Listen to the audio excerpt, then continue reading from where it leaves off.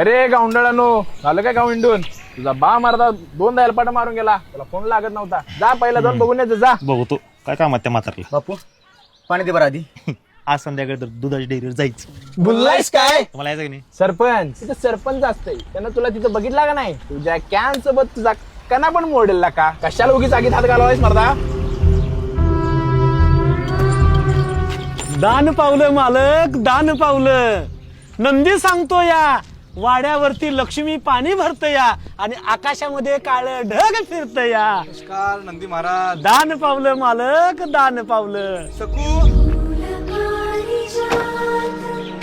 हे नंदी महाराज आहेत, जुनी जाणती माणसं आहेत. आजवर यांच्या नंदीने जे काही सांगितले ते कधीही खोटं ठरलेलं नाही. त्यांचा आशीर्वाद घे.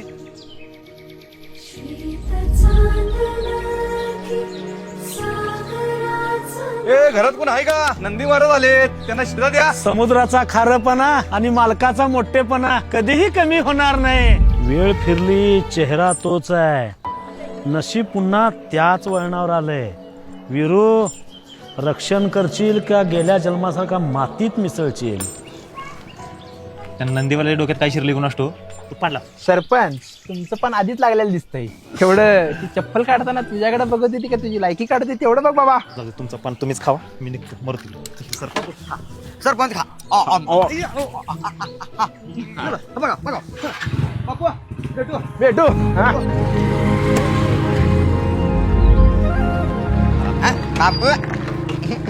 आपल्या आधी म्हशीचे काढले होय. म्हशीच आहे.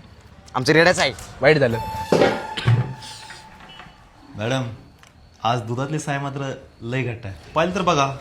घट्ट आहे. काय बोलायला नव्हतं म्हणताना बोलले. असं काय बघा घट्ट आहे की घट्ट आहे. जसा आपला शब्द असतो तसा हा ना. हा शब्द तर कुणी पण देतं विरू, पण शब्द पाळायला सरपंचाचं काळीज लागतं. नुसत्या कविता करून डेअरीचा हिशोब लागत नाही. मॅडम तुम्ही थोडी ढील देऊन बघा की. आमचा ह्यो पट्ट्या गावाचा कसा नकाशा बदलतोय.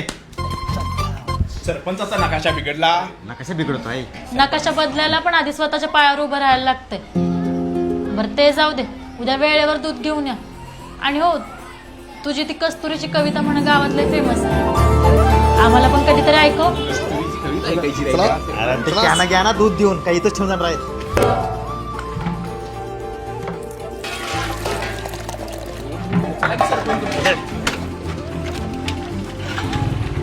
तू पण येणार रवी. बापू बापू लगा जागा पुरत नाही एकतर आधीच.